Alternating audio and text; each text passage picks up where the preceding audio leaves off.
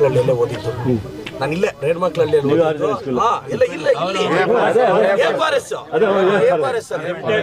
ಅಲ್ಲಿ ಓದಿ ನಮ್ಮ ಒಂದು ಬಸ್ ಬರೋದು HMRMS ನಮ್ಮ ಗಡ್ಡ ಕಂಡಕ್ಟರ್, ಅವ್ರ ಗಡ್ಡ ಕಂಡಕ್ಟರ್ ಇಲ್ಲೇ ಓದಿದ್ದು ನಾನು.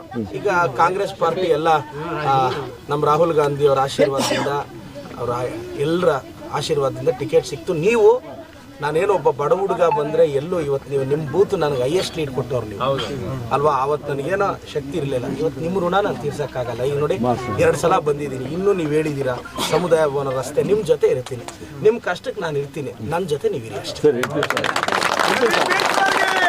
ಮತ್ತು ಎಲ್ರಿಗೂ ಎಲ್ಲ ನಮ್ಮ ಮುಸ್ಲಿಂ ಬಾಂಧವರಿಗೆ ರಂಜಾನ್ ಹಬ್ಬದ ಶುಭಾಶಯಗಳು. ನಿಮಗೆಲ್ಲ ಒಳ್ಳೇದಾಗಬೇಕು. ನಾವೆಲ್ಲ ಅಣ್ಣ ತಮ್ಮಂದ್ರ ಥರ ಅಲ್ವಾ, ನಾವೆಲ್ಲ ಅಣ್ಣ ತಮ್ಮಂದ್ರ ಥರ. ಈಗ ನೋಡಿ ನನಗೆ ಭಾಳ ಖುಷಿಯಾಗಿದ್ದೇನು ಅಂದರೆ, ನೋಡಿ ನಮ್ಮ ಧರ್ಮದ ಪೂಜೆಯನ್ನು ನೀವು ಪ್ರೀತಿಯಿಂದ ಮಾಡಿದ್ರಿ, ನಿಮ್ಮ ಧರ್ಮದ ಪೂಜೆಯನ್ನು ನಾನು ಪ್ರೀತಿಯಿಂದ ಮಾಡಿದೆ. ಸಮಾಜದಲ್ಲಿ ಬದುಕಕ್ಕೆ ಇಷ್ಟೇ ಬೇಕಾಗಿರೋದು. ಯಾರೋ ರಾಜಕಾರಣ ಮಾಡ್ತೀವಿ, ಯಾರು ಗೊತ್ತು ನಾವು ಹೇಳೋದು. ಈಗ ನೋಡಿ ನಾವೆಲ್ಲ ಅಣ್ಣ ತಮ್ಮಂದ್ರ ಥರ ಇದೀವಿ, ಇದೇ ವಿಶ್ವಾಸದಿಂದ ನಾವೆಲ್ಲ ಹೋಗ್ಬೇಕು. ನಿಮ್ಮ ಮಕ್ಕಳ ಭವಿಷ್ಯನೂ ಚೆನ್ನಾಗಿರ್ಬೇಕು. ಈಗ ನಾನು ನೋಡಿ ಮಕ್ಕಳಿಗೆ ಸ್ಕಾಲರ್ಶಿಪ್ ಕೊಡ್ತಿದ್ದೀನಿ, ಬಟ್ಟೆ ಕೊಡಿಸ್ತಿದ್ದೀನಿ, ಒಳ್ಳೆ ವಿದ್ಯಾಭ್ಯಾಸಕ್ಕೆ ಇದು ಮಾಡ್ತಿದ್ದೀನಿ. ಸರ್ಕಾರಿ ಶಾಲೆಗಳಲ್ಲಿ ಮೊದಲ್ದದ ವಾರಕ್ಕೆ 4 ಪ್ರೋಗ್ರಾಮ್ ಮಾಡೋರು. ನಾನು ಗೆದ್ದಾಗಿಂದ ಯಾವ ಪ್ರೋಗ್ರಾಮು ಮಾಡೋಕ್ಕೆ ಬಿಡ್ತಿಲ್ಲ. ಏನು ಮಾಡೋರು ಅಂದರೆ ಪ್ರೋಗ್ರಾಮ್ ಮಾಡಿಬಿಡೋರು. ಚಿಕ್ಕಬಳ್ಳಾಪುರಗಳಲ್ಲೆಲ್ಲ ಅಲ್ಲಿ ಸೌಂಡ್ ಸಿಸ್ಟಮ್ ಹಾಕಿದ್ರೆ ಪಾಠ ಮಾಡೋಕ್ಕಾಗ್ತಿಲ್ಲ ಅದು. ಈಗ ನೋಡಿ ಮತ್ತೆ ನಾನು ಊರಿಗೆ ಬಂದ್ರೆ ಯಾಕೆ ಲೇಟ್ ಆಯ್ತು ಅಂದ್ರೆ, ಈಗ ನೋಡಿ ಮೊನ್ನೆ ಗುಂಡ್ಲಮಂಡಿಕಲ್ಗೆ ಹೋದೆ ಬಂಡೆ ಮೇಲೆ 38 ಮನೆ ಇದೆ ಅವ್ರಿಗೆ ಇವತ್ತಿಗೂ ಟಾಯ್ಲೆಟ್ಸೇ ಇಲ್ಲ.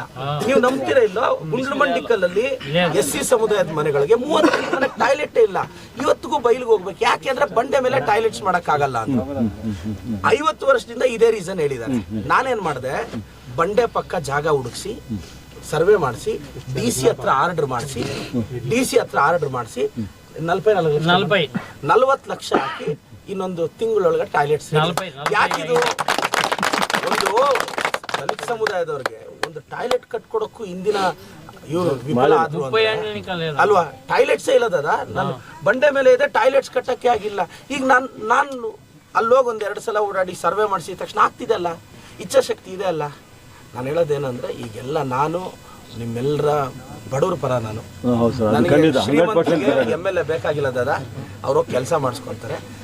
MLA ಬೇಕಾಗಿರೋದು ಬಡವ್ರಿಗೆ, SC STಗೆ, ಬಡವರಿಗೆ, ಹಿಂದುಳಿದವ್ರಿಗೆ, ಅವ್ರ ಕಷ್ಟಕ್ಕೆ ನಾನು ಬೇಕು ಅಲ್ವಾ. ಈಗ ಈ ದಾರಿನ ಯಾಕೆ ಇಷ್ಟು ವರ್ಷದಿಂದ ಯಾರು ಹಾಕಕ್ಕಾಗಿಲ್ಲ ಇಲ್ಲ ಅಲ್ವಾ. ಈಗ ಆ ರೋಡು ಮಾಡ್ತೀನಿ, ನಿಮ್ಮ ಆಶೀರ್ವಾದ ಇರಲಿ. ಎಲ್ರಿಗೂ ಹ್ಯಾಪಿ ರಂಜಾನ್ ದಾದಾ. Thank you Dada.